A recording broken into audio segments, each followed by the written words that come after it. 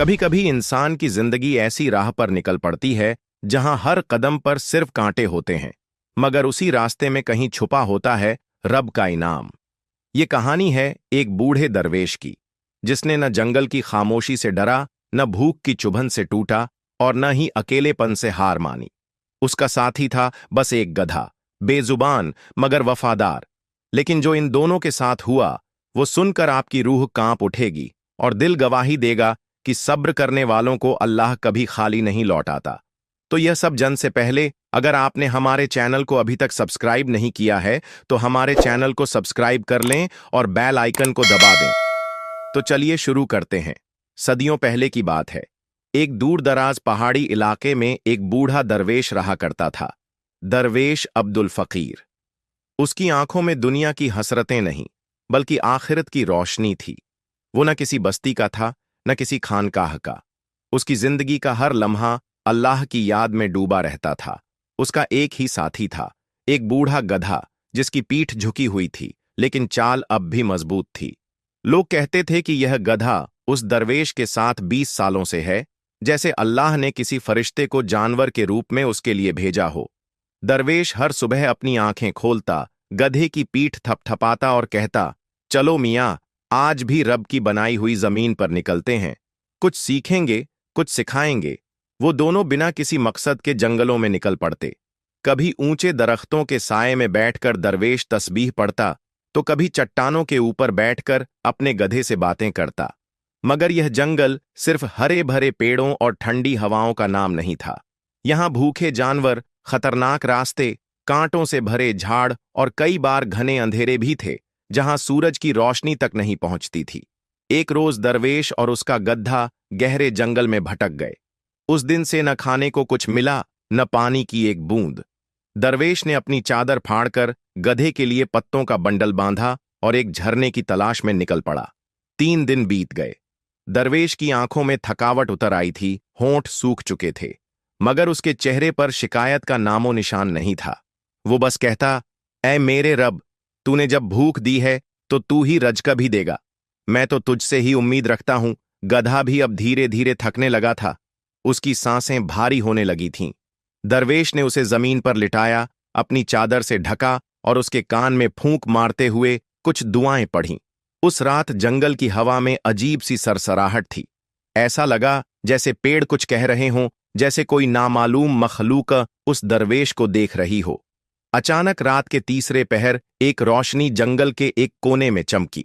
दरवेश ने आंखें उठाईं और देखा, वहां दूर कहीं कोई नूर की किरण सी चमक रही थी। और तभी गधे ने कराहते हुए गर्दन उठाई। दरवेश के होंठों से बस एक लफ्ज निकला, या अल्लाह। ये क्या इशारा है? जंगल की काली रात में अचानक जो नूर की किरण चमकी थी, वह कोई मामूली रोशनी नहीं थी। दरवेश अब्दुल फकीर की आंखें उस चमक में टिक गईं। वो थके हुए थे, मगर उस रोशनी ने उनके जिस्म में नई जान फूंक दी। उन्होंने गधे की पीठ सहलाते हुए कहा, उठ मियाँ, लगता है रब ने हमें कोई निशानी भेजी है। गधा उठकर खड़ा तो हो गया, लेकिन उसकी चाल में अब कमजोरी साफ दिख रही थी। दरवेश ने उसका बोझ उतारा और खुद उसे सहारा देते हुए रोशनी की ओर बढ़ने लगा। दोनों पेड़ों के झुरमुटों को चीरते हुए आगे बढ़े।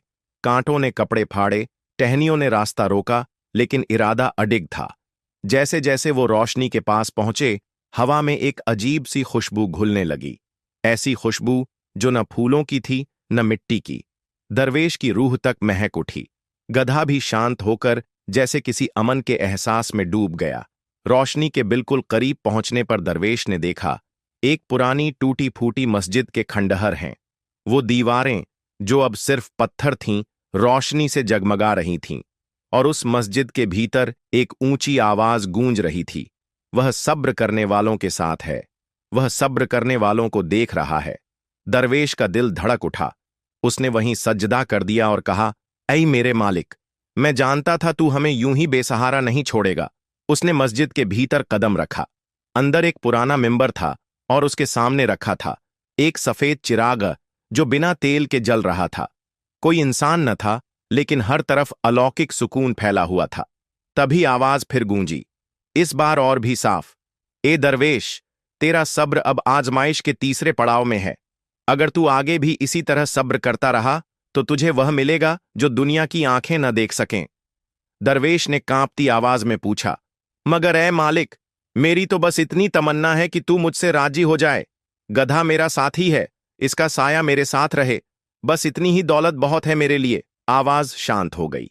मस्जिद की रोशनी थोड़ी मंद पड़ने लगी और तब दरवेश ने देखा मस्जिद के कोने में एक मिट्टी का छोटा सा घड़ा रखा था। उसने आगे बढ़कर उसे उठाया। जैसे ही उसने ढक्कन खोला, अंदर से ठंडा मीठा पानी निकला। उसने पहले गधे को पिलाया, फिर खुद एक घूंट पिया। उस पानी के जायके में कुछ ऐसा था कि जैसे सीने की सारी थकावट धुल गई हो, रूह तक ताजा हो गई। गधे ने भी जैसे लंबी सांस लेकर सिर ऊपर उठाया और उसकी आंखों में चमक लौट आई। अब दरवेश जान गया था, ये मस्जिद, ये चिराग, ये घड़ा, सब किसी हिकमत का हिस्सा है। अल्लाह चाहता है कि वो सफर जारी रखे, लेकिन अब वो अकेला नहीं, बल्कि रूहानी ताकतों की रहनुमाई में है। वो मस्जिद से बाहर आया, अपने गधे की लगाम थामी और कहा, चल मियां, सफर अभी बाकी है। रब ने एक इशारा भेजा है, अब देखते हैं आगे क्या मुकद्दर लिखा है। मस्जिद के रहस्यमयी नूर से निकलकर दरवेश और उसका साथी गधा फिर जंगल के अनजाने रास्तों पर चल पड़े। अब उनके दिलों में एक सुकून था कि अल्लाह देख रहा है और जो कुछ भी होगा उसकी हिकमत में होगा। मगर यह सुकून एक नए इम्तिहान की दस्तक भी था। तीसरे दिन की सुबह सूरज की पहली किरणें जब घने दरख्तों के बीच छन छन कर जमीन पर पड़ीं, तब दरवेश ने एक ऊंची पहाड़ी के नीचे की छोटी सी घाटी में डेरा डाला। वहां पानी की हल्की सी धारा बह रही थी और कुछ जंगली फल भी लगे हुए थे। गधा थोड़ा ताकतवर लग रहा था और दरवेश भी अल्हम्दुलिल्लाह चिराग और मस्जिद की रोशनी से मिले सुकून के असर में अब खुद को हल्का महसूस कर रहा था। मगर जैसे ही वो जमीन पर बैठकर तस्बीह पढ़ने लगे, अचानक दूर जंगल के भीतर से एक भारी दहाड़ सुनाई दी। गर्र। दरवेश ने तस्बीह रोकी। गधा कांपने लगा और उसकी आंखों में डर तैरने लगा। फिर दूसरी दहाड़ और करीब से आई।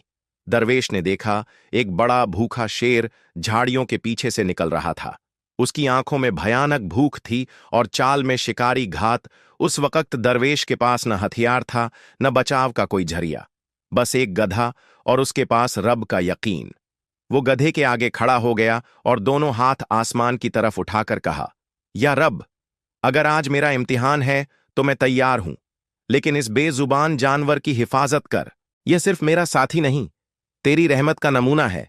शेर अब कुछ ही कदम दूर था। उसकी सांसें गर्म और भारी थीं। वो जमीन पर पंजा मारता, गुर्राता और करीब आता जा रहा था। गधा बिल्कुल शांत खड़ा था, जैसे उसे दरवेश पर और दरवेश को अल्लाह पर यकीन हो। फिर अचानक एक अजीब बात हुई। शेर ने एकदम से दरवेश की आंखों में देखा।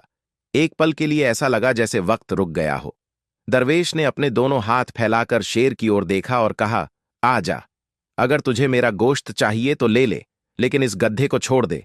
ये मेरा साथी है, मेरी अमानत है।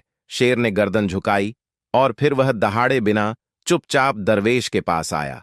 वह उसकी आंखों के सामने बैठ गया। हां, बैठ गया। फिर उसने एक कराह सी भरी, जैसे कोई दर्द उसके सीने में हो। दरवेश झुका और शेर की आंखों में देखा। वह आंसू थे। शेर की आंखों से आंसू बह रहे थे। फिर वह धीरे धीरे जमीन पर लेट गया और अपने पंजे से दरवेश के पैर छूने लगा। दरवेश ने रब की कसम खाकर कहा, या रब, ये तू ही है जो दरिंदा दिल को मोम बना सकता है। शेर कुछ देर वहां लेटा रहा, फिर उठा, एक बार और दरवेश को देखा और धीरे धीरे जंगल में वापस चला गया। गधे ने लंबी सांस ली और दरवेश के पास आकर सिर उसकी गोदी में रख दिया।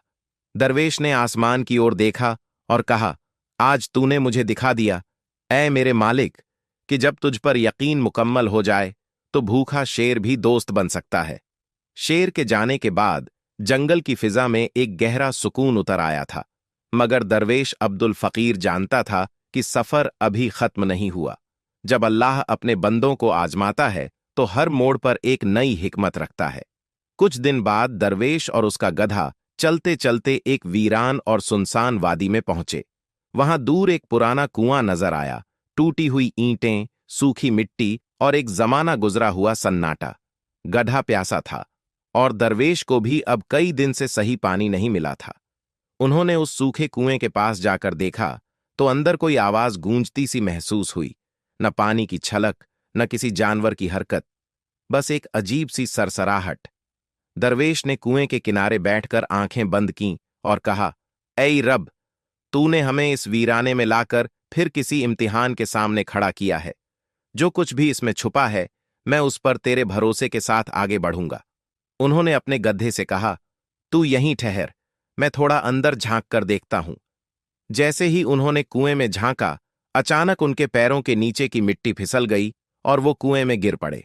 गधा चिल्लाया, मगर दरवेश ने जमीन छूने से पहले ही अल्लाह का नाम ले लिया, या हफीज। गिरने के बाद जो पहली चीज उन्होंने महसूस की वो थी नरमी। मिट्टी नहीं, नुकीले पत्थर नहीं, बल्कि जैसे किसी ने उन्हें थामा हो। वो उठे, कपड़े झाड़े और इधर उधर देखा। कुएं के अंदर अंधेरा था, मगर एक कोने में हल्की सी नीली रोशनी चमक रही थी। दरवेश धीमे कदमों से उसकी ओर बढ़े और वहां जो उन्होंने देखा, उनकी आंखें हैरत में डूब गईं। वहां बैठा था एक नौजवान, मगर उसकी शक्ल आम इंसानों जैसी नहीं थी। उसकी आंखें बहुत गहरी और चमकदार थीं और उसके चेहरे से नूर झलक रहा था। उसके चारों ओर सूखे गुलाब पड़े थे, लेकिन जैसे उन पर ताजगी की महक अब भी बाकी हो। वो नौजवान धीरे से बोला, तू अब्दुल फकीर है? दरवेश ने सिर झुकाकर कहा, हां, मैं वही हूं जो रब के भरोसे सफर कर रहा है। मुझे तुम्हारा इंतजार था। नौजवान ने कहा, मैं एक फरिश्ता हूं जिसे अल्लाह ने यहां बंद कर दिया था, इस सूखे कुएं में जहां कोई नहीं आता। मेरा इंतजार उस बंदे का था जो बिना किसी लालच के सिर्फ अल्लाह की रजा के लिए सब्र करता रहे। तू वही है। दरवेश की आंखों में आंसू आ गए। उसने पूछा, मगर तू यहां क्यों? फरिश्ते तो रोशनियों में रहते हैं। फरिश्ता बोला, ये मेरा इम्तिहान था, जैसे तेरा है। अल्लाह ने मुझे यहां भेजा ताकि मैं तुम्हारे सब्र का गवाह बनूं। अब जब तू यहां आ गया है तो मुझे आजादी मिलेगी और तुझे इनाम। इतना कहकर फरिश्ते ने अपनी हथेली खोली। उसमें एक पत्थर जैसा दिखने वाला नीला मोती था जो चमक रहा था। ये कोई जादुई चीज नहीं, उसने कहा। ये उस बरकत की निशानी है जो अब तेरे साथ हर सफर में रहेगी। तुझे तंगहाली नहीं छुएगी, मगर तू जिंदगी की सादगी नहीं छोड़ेगा। ये रब का वादा है तुझसे। फिर फरिश्ता उठ खड़ा हुआ और नीले नूर में तब्दील होकर हवा में गायब हो गया। कुआं फिर से सूखा और वीरान हो गया, मगर अब उसकी जमीन से एक महक उठ रही थी, रब की कौदरत की। दरवेश ने वो मोती अपने सीने से लगाकर कहा, या रब, मैं अब भी वही फकीर हूं, सिर्फ तेरे वादे से माला माल। और कुएं से बाहर निकलकर जब वह गड्ढे के पास पहुंचे तो वो खुशी से उछलने लगा, जैसे उसे भी उस फरिश्ते की बरकत महसूस हो रही हो। फरिश्ते के जाने के बाद दरवेश अब्दुल फकीर के सीने में जो नीला मोती था, वह सिर्फ कोई चमकती हुई चीज नहीं, वो एक अमानत थी, अल्लाह की तरफ से दी गई ऐसी निशानी जो अब हर कदम पर दरवेश की रहनुमाई करती थी। गधा भी अब हल्का और ताकतवर महसूस करता था, जैसे वो भी किसी रूहानी बरकत की छांव में आ गया हो। लेकिन जैसा कि अल्लाह की राह पर चलने वालों को मालूम होता है, हर रहमत के बाद एक नया इम्तिहान आता है। कुछ दिन और गुजरे। एक संकरी पहाड़ी दर्रानुमा घाटी में दरवेश और उसका गधा दाखिल हुए। वहां चारों तरफ ऊंचे पत्थर, टेढ़े मेढ़े रास्ते और अजीब सी खामोशी फैली थी। आसमान में बादल मंडरा रहे थे और हवा में बेचैनी सी थी, जैसे ये घाटी कुछ छुपाए बैठी हो। दरवेश ने महसूस किया, गधा सहमने लगा है। अक्सर वो जब खतरे को भांपता तो उसके कदम धीमे पड़ जाते थे। दरवेश ने उसका सिर सहलाया और कहा, चलो मियां, अल्लाह की राह पर हैं। अगर ये घाटी भी उसका इम्तिहान है तो यकीनन इसमें भी कोई हिकमत छुपी होगी। अभी वो घाटी के बीच पहुंचे ही थे कि एक जोरदार आवाज गूंजी, रुक जाओ दरवेश। ऊपर देखा, चट्टानों के पीछे से 5-6 लुटेरे बाहर आ गए। उनके हाथों में तलवारें, भाले और आंखों में शरारत भरी वहशी चमक। उनका सरदार आगे बढ़ा और हंसते हुए बोला, सफेद दाढ़ी वाला फकीर और ये गधा, जरूर कुछ कीमती चीज छुपा रखी है। दरवेश ने न डरते हुए न झुकते हुए बिल्कुल सादगी से जवाब दिया, हमारे पास कुछ नहीं, बस सफर है और सब्र। लेकिन लुटेरे तो लूटने पर तुले थे। उन्होंने गधे की पीठ टटोली, उसकी गठरी खोली, मगर वहां कुछ सूखे फल, चटाई और एक पुराना कंबल ही था। सरदार ने गुस्से में पूछा, तो फिर ये रोशनी कैसी जो तेरे सीने से झांकती है? क्या छुपा रहा है? दरवेश समझ गया वो मोती जो सीने से लिपटा था, उसकी रूहानी रोशनी बाहर तक महसूस हो रही थी। सरदार ने तलवार निकाली और बोला, चल उतार जो है, वरना जान से जाएगा। गधे ने चिल्लाकर दरवेश के आगे आना चाहा, लेकिन लुटेरों ने उसे बांध दिया। अब बूढ़ा दरवेश अकेला था, बेबस लेकिन यकीन से भरपूर। उसने आसमान की तरफ देखा और धीमे से कहा, या सब्बूर, तू ही मेरी सब्र की डोर थाम ले। फिर उसने सरदार की आंखों में देखकर कहा, ये जो तू चाहता है वो सिर्फ उसे मिलता है जिसे रब देना चाहे। अगर तू ले भी ले तो तेरे लिए वो रेत की तरह होगा, हाथ में लेकर भी कुछ न बचेगा। सरदार हंसा, देखता हूं क्या होता है जब तेरा सब्र मेरी तलवार से टकराएगा। वो आगे बढ़ा और जैसे ही उसने दरवेश की ओर वार करना चाहा, एक जोरदार बिजली चमकी। एक तेज नूर का गोला दरवेश और सरदार के बीच आ खड़ा हुआ। बस, वो आवाज किसी इंसान की न थी, वो उसी फरिश्ते की थी जो कुएं में मिला था। उसका नूर और ज्यादा तेज था इस बार। लुटेरे डर के मारे पीछे हटे। सरदार की तलवार उसके हाथ से छूट गई। गधे की रस्सियां अपने आप खुल गईं। फरिश्ता गरजा, ये अमानत अल्लाह की है और तुम जैसे लोग उसे छू भी नहीं सकते। लौट जाओ, वरना सब्र की आग में खुद जल जाओगे। लुटेरे कांपते हुए भाग गए। घाटी फिर से खामोश हो गई, मगर अब उसमें रहमत की सरसराहट थी। दरवेश ने जमीन पर सजदा किया और कहा, ऐ रब, तूने फिर मेरी लाज रख ली। मैं जानता हूं तू हर उस दिल की हिफाजत करता है जो तुझ पर भरोसा करता है। गधा अब पास आकर उसकी गोदी में बैठ गया। उसकी आंखों में अब डर नहीं बल्कि संतोष था। लुटेरों की घाटी में रब की नजर और फरिश्ते की मदद से जब दरवेश और उसका वफादार गधा सलामत बाहर निकले, तो अब दोनों के चेहरे पर नूर था और दिलों में अजीब सी ठंडक। मगर वो नहीं जानते थे कि अब उन्हें एक ऐसे गांव की ओर बुलाया जा रहा है जो बरसों से उजड़ा पड़ा है और जिसे उम्मीद की एक किरण की तलाश थी। अगली सुबह सफर के दौरान उन्हें एक सूखे दरख्त के नीचे बैठे एक बूढ़े लकड़हारे ने रोका। उसकी आंखें थकी हुई थीं और कपड़े फटे हुए। उसने दरवेश को देखते ही सजदा कर दिया और कहा, तू वही है ना जिसके सीने में रोशनी है? हमें तेरी जरूरत है। दरवेश ने चौंक कर पूछा, कौन हो तुम और किसकी जरूरत है तुम्हें?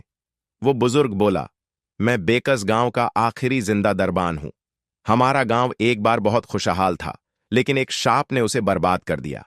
तब से हर कोई बीमार, मायूस और टूट चुका है।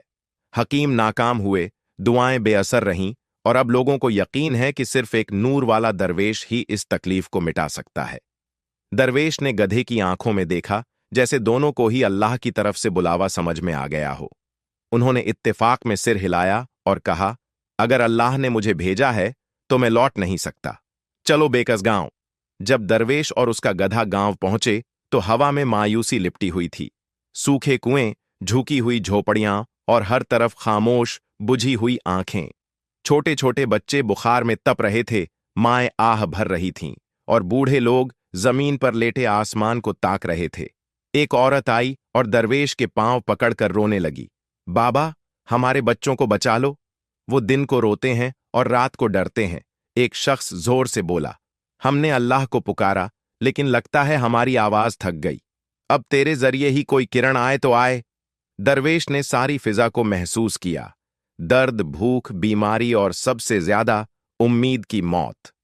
वो गांव के बीच एक टूटी हुई मस्जिद के सामने जाकर बैठ गया, आंखें बंद कीं और फरिश्ते द्वारा दिए गए नीले मोती को दोनों हाथों में थाम लिया।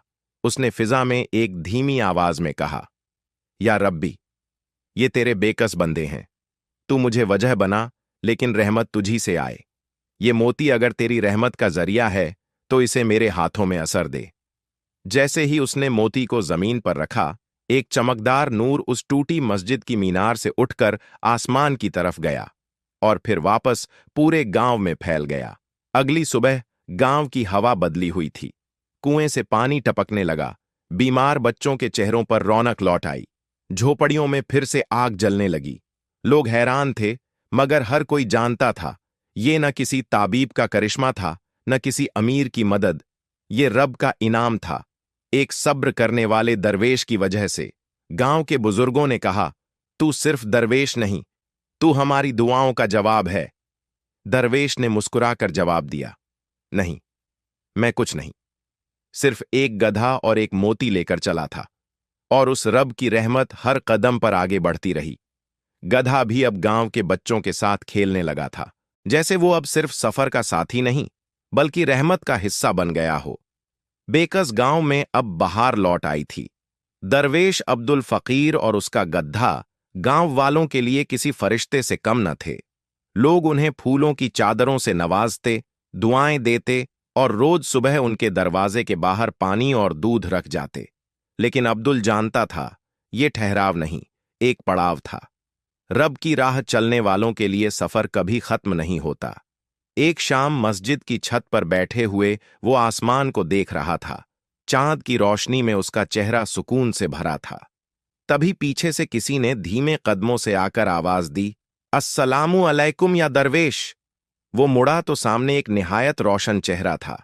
सफेद लिबास, कंधों पर कंबल और आंखें ऐसी जैसे किसी ने हजारों राज देखे हों। वो एक सूफी था, लेकिन कोई आम सूफी नहीं। उसमें एक ऐसी रूहानी कशिश थी कि उसके पास खड़े होते ही हवा ठहर गई। दरवेश ने जवाब दिया, वलैकुम सलाम ऐ राही, तेरा चेहरा मुझे रूह से महकता महसूस हो रहा है। क्या तू भी बेकस गांव की रहमत में शामिल होने आया है? वो मुस्कुराया और बोला, मैं वहां से आया हूं जहां अल्लाह के मुस्तबा बंदे रहते हैं, जाविया नगरी से। हमें मालूम हुआ कि नीले मोती का असल मालिक अब सामने आ चुका है और तुम्हारे नाम का जिक्र फलक तक पहुंचा है।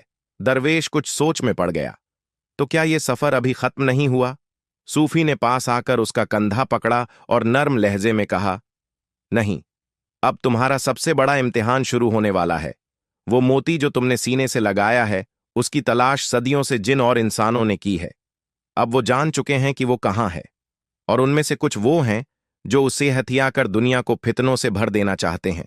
क्या ये फितना मेरी वजह से उठेगा? स्विंगर दरवेश ने धीमे से पूछा। नहीं, सूफी बोले, ये फितना अल्लाह के नूर की रोशनी से डरता है, लेकिन उसे दबाने की कोशिश करेगा और तुम्हें उसी रोशनी को महफूज रखना है। फिर सूफी ने अपने झोले से एक पुराना नक्शा निकाला, जिस पर अरबी में लिखे कुछ लफ्ज चमक रहे थे। इस नक्शे पर रूहानी जंजीर की जगह है। वहां जाना तुम्हारे लिए जरूरी है। यही वो जगह है जहां तुम्हें मोती की हिफाजत की असली वजह मालूम होगी, और वहीं तुम्हारी तकदीर की आखिरी सीढ़ी तुम्हें मिलेगी।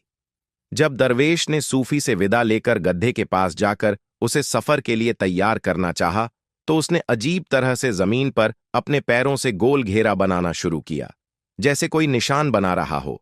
दरवेश हैरान हुआ। सूफी ने दूर से देखा और कहा, ये गधा अब कोई आम जानवर नहीं। वो मोती की रोशनी से वो चीजें महसूस करता है जो तुम्हारी आंखें नहीं देख सकती। इसने तुम्हारे सफर के अगले पड़ाव का रास्ता दिखा दिया है। दरवेश ने वो गोल घेरा गौर से देखा। उसमें मिट्टी की नमी थी, जैसे किसी दरवाजे का नक्शा हो। सूफी ने कहा, ये रूहानी जंजीर का दरवाजा है, लेकिन वहां तक पहुंचने के लिए तुम्हें 3 और इम्तिहान पार करने होंगे, लालच, डर और गरूर का। सुबह की नम हवा में दरवेश अब्दुल फकीर और उसका वफादार गधा उस रहस्यमयी नक्शे के सहारे रूहानी जंजीर की तरफ बढ़ चले। सूफी ने जो इम्तिहानों की बात की थी, लालच, डर और गरूर, वह अब सिर्फ अल्फाज नहीं रहे थे, बल्कि हर मोड़ पर एक नई जंग बन चुके थे। कुछ ही मील चले होंगे कि रास्ता एक अजीब से जंगल में दाखिल हो गया। वहां पेड़ काले और भारी भारी से थे। हवा में मीठी सी खुशबू थी, मगर कुछ बेमेल, जैसे उस मिठास के नीचे कोई झर छुपा हो। गधा रुक रुक कर सूंघने लगा और अचानक पीछे हट गया। तभी सामने से एक अजीब सी मुस्कुराहट के साथ एक आदमी निकलकर सामने आया। लिबास अमीरों जैसा था, चमचमाते कपड़े, सिर पर जड़े हुए जड़ाऊ साफा और चेहरे पर वो चालाकी जो सीधे दिल को धोखा देने के लिए बनी हो। सलाम दरवेश, हम जानते हैं तुम कौन हो, और ये भी जानते हैं कि तुम्हारे पास क्या है। दरवेश ने बिना घबराए जवाब दिया, सलाम, अगर तू जानता है तो ये भी जान ले कि वो चीज मेरी नहीं, अल्लाह की अमानत है। वो आदमी हंस पड़ा, बिल्कुल, लेकिन सोचो तो सही, अगर ये अमानत तेरे पास है तो इसे बेचकर तू खुद अमीर क्यों नहीं बन जाता? उसने अपनी अंगुली के इशारे पर एक सुनहरी पालकी दिखाई जिसमें ढेरों जवाहरात, सोने के सिक्के और अनगिनत दौलत भरी हुई थी। ये सब तेरा हो सकता है दरवेश। एक मोती के बदले तुझ पर कोई जुल्म नहीं होगा, बस थोड़ी सी समझदारी चाहिए। दरवेश कुछ पल खामोश रहा। उसने गधे की तरफ देखा, जो अब एक पेड़ के नीचे जा खड़ा हुआ था और जमीन को पंजों से खुरच रहा था, जैसे वो चेतावनी दे रहा हो, मुझे एक सवाल का जवाब दे। दरवेश ने उस अमीर से कहा, क्या ये दौलत उस सुकून से बेहतर है जो मेरे सीने में है? वो आदमी मुस्कुराया। दौलत से सब कुछ खरीदा जा सकता है, दोस्त, इज्जत, मकान और जिंदगी का मजा, मगर दिल की सफाई नी। अचानक सब कुछ बदल गया। वो सुनहरी पालकी गायब हो गई, पेड़ हिलने लगे और वो आदमी डर के मारे जमीन पर गिर पड़ा। उसकी आंखें जलने लगीं, जैसे रोशनी उसे सहन न हो रही हो। दरवेश के सीने से नीला मोती चमका और उसकी रोशनी से जंगल की हवा साफ हो गई। वो अमीर एक शैतानी साया निकला, जो लालच का रूप धरकर दरवेश का इम्तिहान लेने आया था। उस साये ने आखिरी बार चिल्लाकर कहा, तेरा सब्र तुझे रूहानी जंजीर तक तो ले जाएगा, मगर आगे और भी डरावने इम्तिहान तेरा इंतजार कर रहे हैं। वो गायब हो गया। फिजा अब फिर से साफ थी, मगर वो जान गया, ये सफर अब सिर्फ बाहर का नहीं, अंदर का भी है। दिल में उठने वाले हर लालच, डर और गुरूर को हराना होगा। ये मोती सिर्फ रोशनी नहीं, एक जिम्मेदारी है। रूहानी जंजीर के 3 इम्तिहान पूरे हो चुके थे, लालच की आग, डर की गुफा और गुरूर का आईना। हर इम्तिहान में दरवेश अब्दुल फकीर ने अपने नफ्स को काबू में रखा, अल्लाह पर यकीन बनाए रखा और अपने वफादार गधे के साथ आगे बढ़ता गया। अब वो आखिरी मुकाम पर था, एक ऊंचा पहाड़ी दर्रा, जहां पहुंचने के लिए सैकड़ों पत्थर और कांटे पार करने पड़े। उसका बदन थका हुआ था, मगर दिल मजबूत। नीला मोती अब उसके सीने से हल्का सा तप रहा था, जैसे किसी आखिरी मुकाम की इत्तला दे रहा हो। उस पहाड़ी के ऊपर एक पत्थर की बनी गुंबद थी। कोई दरवाजा नहीं, कोई चाबी नहीं, सिर्फ एक तख्ती जिस पर अरबी में लिखा था, जो सब्र में कामिल है वही दरवाजा है। दरवेश ने गहरी सांस ली और उस गुंबद के सामने बैठ गया। आंखें बंद कर लीं। उसने कुछ नहीं मांगा, न इनाम, न जन्नत, न मोती की रोशनी। बस कहा, या रब, मैंने तेरा नाम लेकर सफर किया। अब अगर तेरी मर्जी है तो ये मंजिल भी तेरी हो। अगर तेरा इरादा वापस भेजने का है तो मैं उस राह पर भी राजी हूं। उसी वक्त जमीन थरथराने लगी। गुंबद के बीच एक दरवाजा खुला, मगर वहां कोई तख्ती, कोई नक्शा नहीं था, बस रोशनी, इतनी तेज और सुकून देने वाली कि आंखें भीग गईं। वो रोशनी इंसानी शक्ल में बदल गई, एक फरिश्ते की, जिसका चेहरा नूर से चमक रहा था। फरिश्ते ने कहा, अब्दुल फकीर, तू वह दरवेश है जो न मोती के लिए चला, न इनाम के लिए। तू सब्र के रास्ते पर चला और सब्र ही तेरा इनाम है, पर मैं तो कुछ भी लेकर नहीं आया। दरवेश ने झुके हुए सिर से कहा। फरिश्ते ने मुस्कुराकर जवाब दिया, तू एक गधा लेकर चला था, और देख, वो गधा तेरे सब्र का साथी बना। तू भूखा था और तूने बांटा। तू घायल हुआ, मगर रोया नहीं। तू अकेला था, फिर भी डगमगाया नहीं। यही सब्र की इंतहा है। फरिश्ते ने नीले मोती को उठाया, और जैसे ही उसने उसे हवा में किया, वो मोती 100 टुकड़ों में बंट गया और आसमान की तरफ उड़ गया। अब ये मोती दुनिया के उन लोगों तक पहुंचेगा जो सब्र में सच्चे हैं। तू उनकी पहली कड़ी बना है। गुंबद की रोशनी में दरवेश गायब हो गया। न उसका नाम किसी तख्ती पर लिखा गया, न किसी किताब में, मगर पहाड़ियों में, जंगलों में और बेकस गांवों में एक अफसाना रह गया। एक दरवेश और उसके गधे का, जिन्होंने सब्र किया, और रब ने उन्हें वो इनाम दिया जो नाम और शोहरत से कहीं ऊपर था, रब की रजा। जो सफर अल्लाह के लिए होता है, वो न थकाता है, न भटकाता है, वो मोती बन जाता है, जो जब टूटता है तो 100 दिलों में सब्र की रोशनी बांट देता है। खत्म हुई एक सब्र की दास्तान, मगर शुरू होती है हर उस दिल में जो रब पर यकीन रखता है।